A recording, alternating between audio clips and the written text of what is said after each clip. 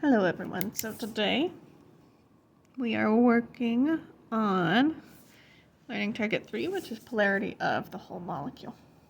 So the first thing we have to do is identify bond polarity. Remember, if it's between 0 to 0.4, it's going to be nonpolar, just like you see down here. If it's between 0.4 to 1.7, it's going to be polar. And if it's above 1.7, it's going to be ionic.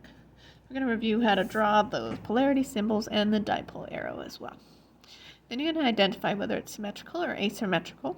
You're going to use those two things to determine if the entire molecule as a whole is polar or nonpolar. So let's get started.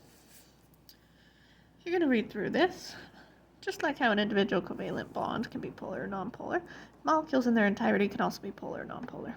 Let's remind ourselves how to determine that. So remember, we get our two atoms, let's say we're doing hydrogen and oxygen for H2O, and we subtract those two numbers, and whatever that difference ends up being on here is the type of bond it's going to be.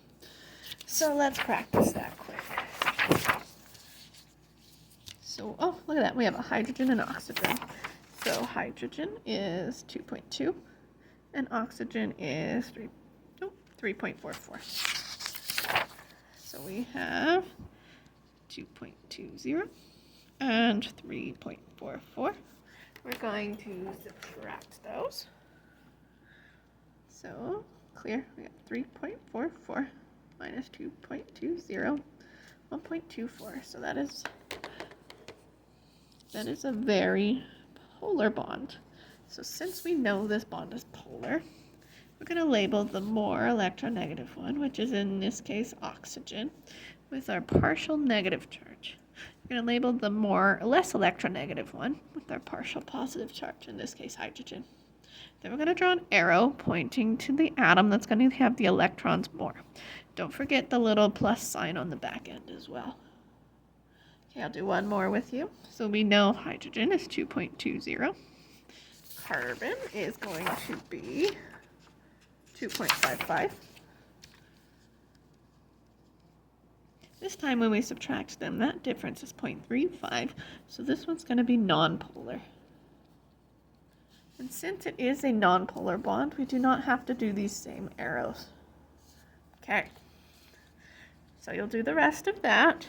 Next, we're going to talk about symmetry and asymmetry. So I'm going to do a symmetrical one for you and an asymmetrical one for you so you can see the difference. So we know this is going to be nonpolar. So CH4, I'm going to draw symmetrically I can, CH4. Hydrogen, as you can see, is in row 1, so it has one valence electron. So we have 1, 1, 1, and 1. Carbon, as you can see, is in row 14, so it's going to have 4. 1, 2, 3, 4. We're going to draw those bonds there.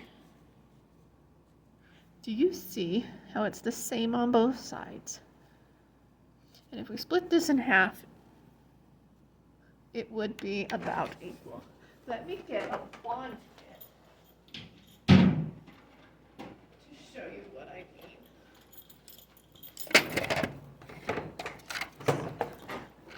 So if I make CH4 for us here, well, I have one. If I put the same H on any one of these and I split it in half, it would be about symmetrical. They'd be pulling evenly all 4 ways.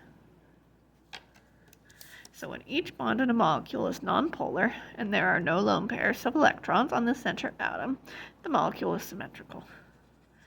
This symmetrical thing is going to be very important. Let's do an asymmetrical one. So you'll do this next symmetrical one. When each bond in a molecule is identical and there are no lone pairs of electrons on the center atom, then the molecule is symmetrical. Let's look at asymmetry. I'm going to do H2O with you. So H2O, O is in the center, and we have H on either side. We know H is one valence electron, so I'm going to draw that. O has, it's in 16, so it has 6. 1, 2, 3, 4, 5, 6. We create that bond. Now see, this one looks symmetrical, but it's actually not. So if I look at, this is the same number of bond domains. Remember, bond domains is how many electrons. So we have 1, 2, 3, 4. So we have 4 electron domains, but 2 of them are lone pairs. So if I take these 2 off, do you see how that looks symmetrical? But if it's like the little thing at the gym where you hold the thing that way and you pull it down, because we're able to pull this down, that's what makes it unsymmetrical. So look at this. When the center atom has at least 1 lone pair, then it throws off the symmetry of the molecule, and the molecule is asymmetrical. So because this is bent down, it looks like we can cut it in half and it'd be symmetrical, right? But it's not, because if you look, these two, like I said, are both pulling it down. So they're pulling that bond down. Actually, in this case, oxygen is more electronegative. So in this case, instead of pulling it down, it's pulling it up towards the oxygen. So it's really asymmetrical.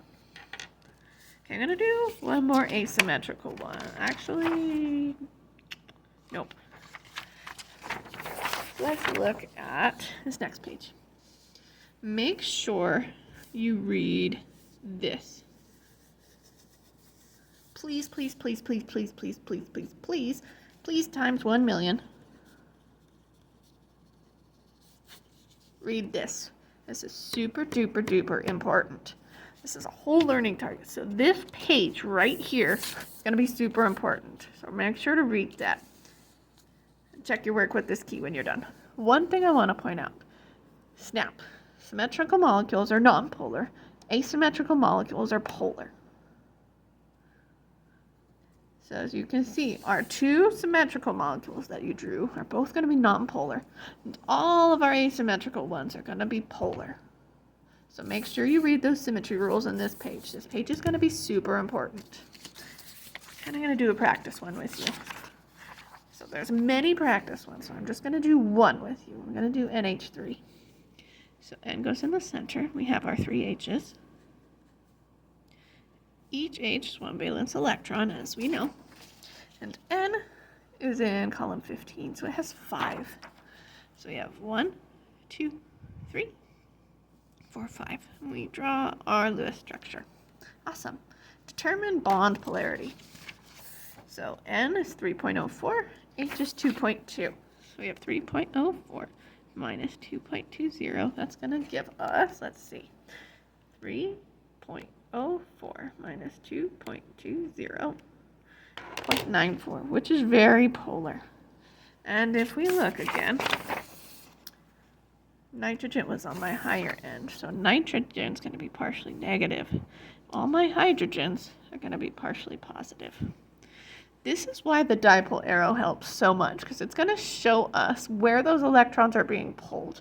And if those electrons are all being pulled in the same direction, that's going to be definitely polar. But if they're pulling equal and opposite directions, like a 4-way tug of war, then it's going to be nonpolar because they're pulling oppositely. So let's look at this. So if I draw dipole arrows, they're all going to be pointing in towards nitrogen. Nitrogen is the electronegative. So because they're pointing all the same directions, this molecule is going to be nonpolar. Well, that's completely messed up there. I'm so sorry. Because they're pointing the same direction, this is going to be polar. Sorry, my brain is tired. Let me show you a nonpolar one. So if you just look down to B, we have CO2. We have C, O, O, HCS4, 1, 2. I happen to know this is going to be a double bond, so I'm going to do 3, 4. Then we have 1, 2, 3, 4, 5, 6 to make that double bond. 1, 2, 3, 4, 5, 6. Make that double bond. Okay, German bond polarity. So carbon is 2.55. And we knew oxygen was 3.44.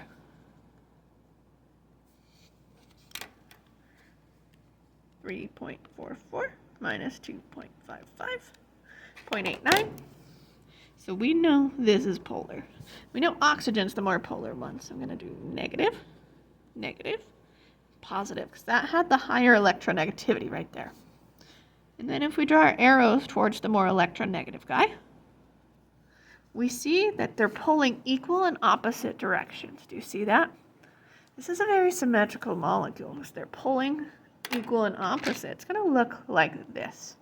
Or if we had a tug of war between these two atoms, no one's going to win. Those electrons aren't going to go anywhere because they're being pulled equally and oppositely.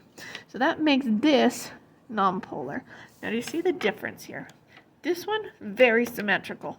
This one, on the other hand, looks like this little pyramid guy.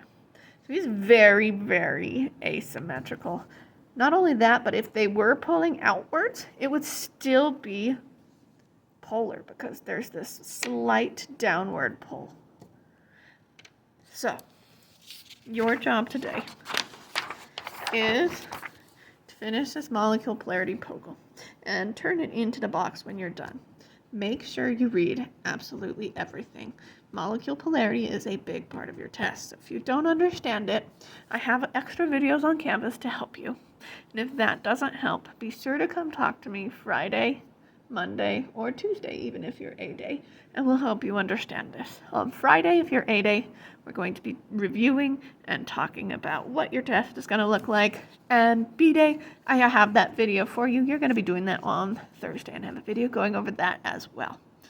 So, like I said, please do your work. Make sure you read everything. This is going to be super important, especially, and it's going to transfer over into next unit. So if you don't understand this now, next unit's going to make it even harder for you. So make sure you're doing what you should be today. And good luck. Sorry I can't be with you, but I am writing the next year's end of level test. So that's why I am gone. And I hope you have a marvelous Tuesday and Wednesday, guys. Have a great week. I'll see you on Friday.